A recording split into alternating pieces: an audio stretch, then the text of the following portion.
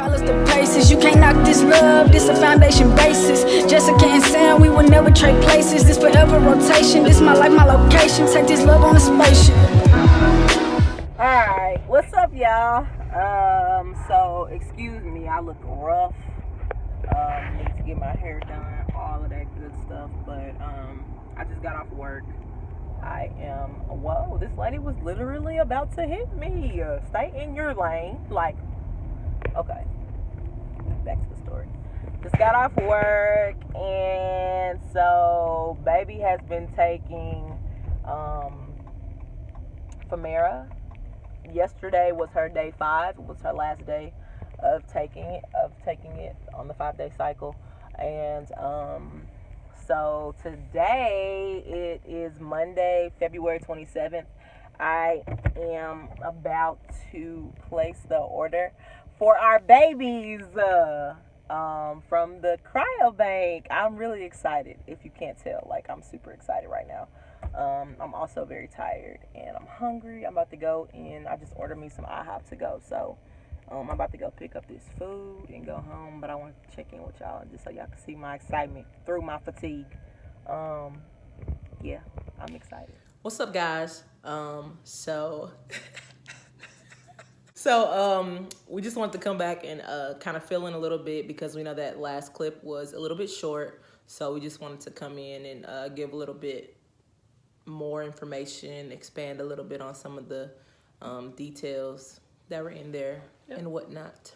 So I was talking about ordering the specimen. Is it weird to say specimen? Should I just say sperm? You can say sperm. Ordering the sperm from the sperm bank. So the process of ordering sperm. First, when she got tested, I also got my blood tested to see what my blood type was. Mm-hmm. But I went and just got my blood drawn at the American Red Cross, so I wouldn't have to pay for it. It was free. And they told me what my blood type was. And then we found out what hers was and, you know, if she is CMV positive or negative, because that's important as well. Just once we got her tested to see about the CMV stuff, which is primarily the main thing. Mm-hmm. And we found out she's CMV negative, which meant that she didn't need to have a donor that is CMV positive. Yeah. So, I'm sorry. Go ahead. No, you were doing just fine, love.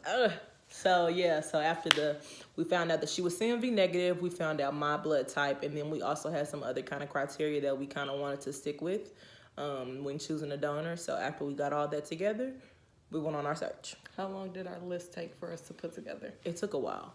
Did it really? It didn't. I mean, not too long because I feel like we already knew like some of our like main requirements. Like, hey, we gotta have this. Yeah, we knew all of that. I'm saying like putting our list together in itself. Like, oh, do we want this one, this one? But that's okay. But it's a little lacking in that area. Right. Yeah. So, after we searched like every single bank there was, and when we had our list in our bank's house, how big was our options, our selection choices, so slim. Woo, y'all! It's so crazy how slim the choices were. Like for us, yes. Because of all of our criteria. Mm-hmm. After we finally, got everything down or whatever, had our list of like 3 that we wanted to go with, possibly. We chose the best fit. I think we had a top 6. Top 6, but I'm talking about we narrowed it down though. Oh yeah. We had a top 3. Yeah, and then once we finally, we're like, okay, we'll go with this one. We called and ordered 3 vials. Yeah. So when we called, we actually had to have a release of authorization to our fertility clinic because, since we were doing it through a fertility clinic, we had to have their authorization so that they could know that they could send it to them. And because some people do an at-home insemination with donor sperm.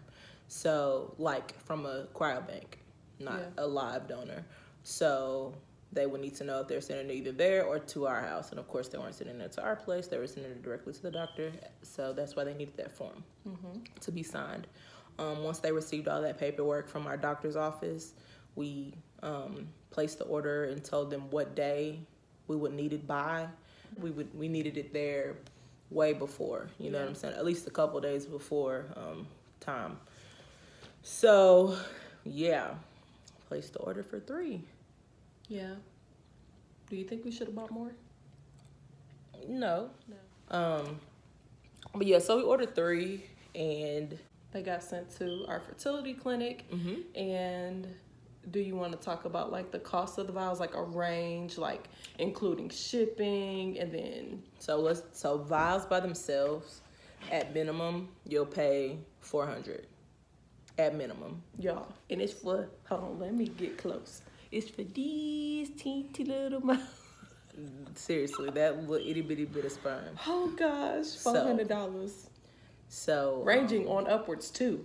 yeah, to like $965 maybe. I've seen about $1,000. I've seen $1,300. depending on ID disclosure. Oh, and, yeah. you know, all that kind of stuff. It can cost a lot for one vial, and know that you need one. Some places you go and procedures that you do, you might need 2, but you need at least 1 vial per cycle. Yeah. So Oh wait, and then adding on to the cost of like that why would cost more per vial? Well, not necessarily per vial, but what could add to your cost when ordering from a cryobank would be like wanting to look at pictures. yes, and that's important. Wanting to get A more in-depth background. wanting to get like some cryobanks, they have voice recordings, they have papers that they have written when they wanted to be there. Health history of A detailed health history. What else? Pictures. You could get adult pictures Adult if you wanted to. pictures. Those cost more. Yeah. And of course, like, you know, if you get a subscription to them, that'll cost more too. So those are just some of the costs that you can come into with a cryobank. Facts. So yeah, all those preliminary costs before you choose your donor, you know, you could be getting all those for however many you've chosen. So that could help you narrow down your selection. So after you choose, and then you pick the amount of vials that you're gonna order, you also have to pay for shipping.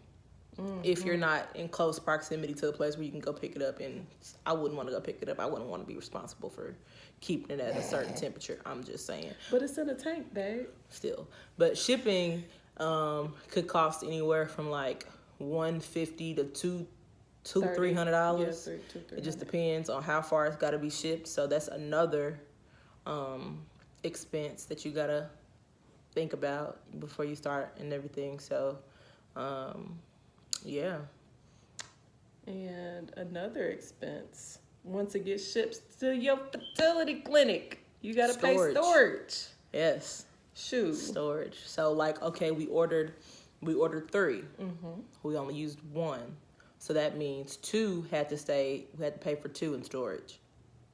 To stay in storage. So and then it's like a per year it's cost. a yearly cost. So that storage will be available to us for a year, and we don't have to pay one fee, but that fee is per year. And it's not cheap. Yeah, it's not. Say we're pregnant now on this first try, and we still got 2 sitting. We're gonna of course have to pay for another year of We're gonna be paying that storage yearly until we decide to use it again. which I'm sure that y'all probably gathered that it made sense, huh? Okay. So yeah. That's yeah, okay. Yeah. That is ordering sperm in a nutshell.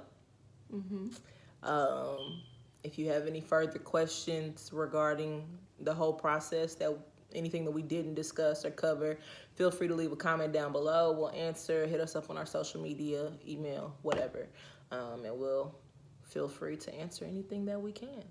Make sure you stay tuned to the video that'll be dropping on Monday, so you can see what happened next in our process. Yay. All right, thanks for watching, y'all. Bye.